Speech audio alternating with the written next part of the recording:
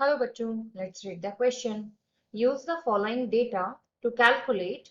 अब देखो क्या कैलकुलेट करना है हमें, delta lattice enthalpy for NaBr. अब यहाँ हमें कुछ देखो डेटा दिया हुआ है, डेल्टा सब्लिमेशन एंथैल्पी जो दी हुई है, enthalpy for sublimation for sodium metal is 108.4 kilo joule per mole. इसके बाद हमको दिया हुआ है यहाँ से आयनाइजेशन एंथैल्पी ऑफ सोडियम, ये दिया हुआ है 496 किलो जूल पर मोल. फिर हमको गिवन है electron gain enthalpy of bromine, ये है हमारा -325 kilo joule per mole. And bond dissociation enthalpy of bromine, ये है 192 किलो जूल पर मोल.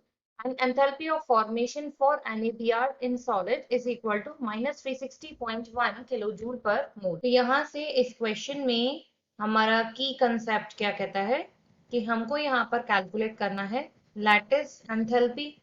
और डेल्टा लग रहा है तो मतलब लैटिस एंथैल्पी चेंज हम इसे बोल सकते हैं, क्योंकि यहाँ पर क्या होता है कि जब भी डेल्टा लग जाता है तो वो हमेशा सेकंड में से फर्स्ट प्रोसेस को माइनस करके लाएं या ओवरऑल कैलकुलेट करके लाते हैं, तब हम डेल्टा का यूज करते हैं. अब देखो एक क्विक समरी देख लेते हैं, उसने हमको क्या क्या गिवन है. सोडियम सॉलिड में हमको दिया हुआ था, जिसको बोला जा रहा है कि जब आप उसे डायरेक्टली गैशियस में कन्वर्ट करते हो तो सॉलिड टू गैस में कन्वर्ट होना क्या हो जाता है, सब्लिमेशन.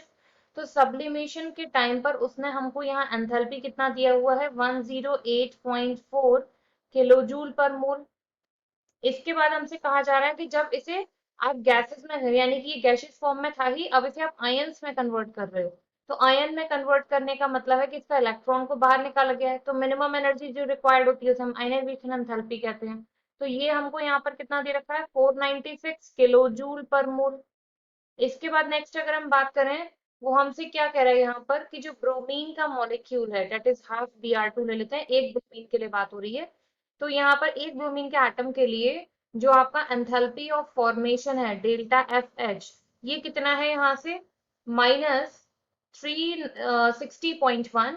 ये रिएक्शन में प्लस में दिखा रही हूँ वो इसलिए क्योंकि यहाँ पर Na और एक Br का जो फॉर्मेशन यहाँ पर होता है उसकी एंथैल्पी इसने हमको दी हुई है 360.1 किलो जूल, सॉरी पर मोल में नहीं, किलो जूल. और ये यहाँ पर कितना दिया हुआ है हमें, NaBr फॉर्म हो गया सॉलिड फॉर्म में. ठीक है, सोडियम भी सॉलिड था, यहाँ से Br2 गैसेस के साथ मिलकर NaBr बना लिया. इसके बाद क्या कहा जा रहा है कि जब इसको डिसोसिएट करते हैं एक Br एटम में लाने के लिए, एक Br गैसियस, तो यहाँ से जो डेल्टा डिसोसिएशन यानी कि एंथैल्पी ऑफ डिसोसिएशन है, उसकी वैल्यू हमको दी हुई है 192 किलो जूल पर मोल. ठीक है, ये भी हमको पर मोल में ही गिवन था. इसके बाद और डेटा देख लेते हैं फिर क्या गिवन है. इस Br गैसियस को अभी हमने डिसोसिएशन कर लिया. इसके बाद हमसे कहा जा रहा है कि जब ये एक इलेक्ट्रॉन एक्सेप्ट कर लेता है, तो यहाँ पर एक इलेक्ट्रॉन एक्सेप्ट करने में क्या हो जाता है, इलेक्ट्रॉन गेन एंथैल्पी लगेगी.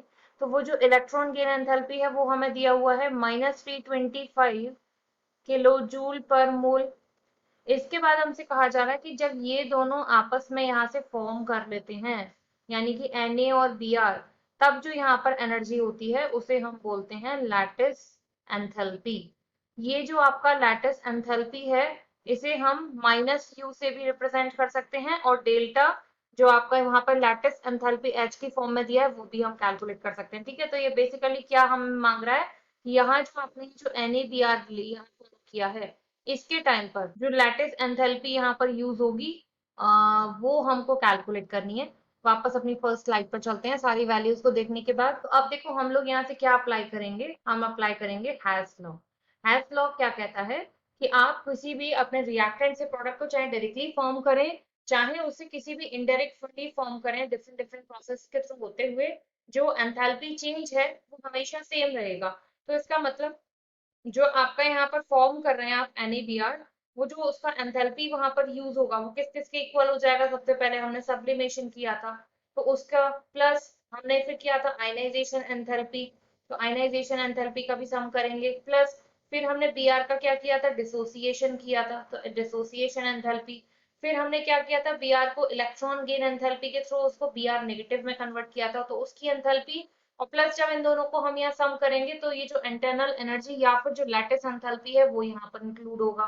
तो वैल्यूज अगर हम पुट करें तो ये डेल्टा FH यानी फॉर्मेशन के लिए NaBr को हमें दिया हुआ है -360. यहाँ से हमको सब्लिमेशन एंथैल्पी कितना दिया हुआ है, 108.4, प्लस आयनाइजेशन के लिए हमें वैल्यू दी हुई है 496, प्लस अब देखो डिसोसिएशन में हमें electron gain enthalpy, sorry bond dissociation enthalpy of bromine जो दिया है वो पूरा 192 का दिया है, लेकिन हम तो हाफ मॉलिक्यूल लेके चल रहे हैं, तो हम यहाँ से क्या करेंगे 192 का हाफ यूज करेंगे, डेट इज 96। इसके बाद हम यहाँ पर बात करें इलेक्ट्रॉन गेन एंथैल्पी, ये हमको माइनस में गिवन है कितना, माइनस का 325। और अब हम इस इंटरनल एनर्जी यानी कि और उसके लैटिस एंथैल्पी की बात करें तो देखो Na प्लस और Br नेगेटिव के फॉर्म में ये आपस में लिंक हुए हैं, तो जब कोई आयंस आपस में इस तरीके से अट्रैक्ट होकर बॉन्ड फॉर्मेशन करते हैं तो एनर्जी हमेशा रिलीज होती है। तो यहाँ पर हम प्लस की जगह माइनस यू इसे कर देंगे। तो जब आप इसे कैलकुलेट करेंगे तो यू का आंसर आपका यहाँ से आ जाएगा 735.5 किलो जूल पर मोल।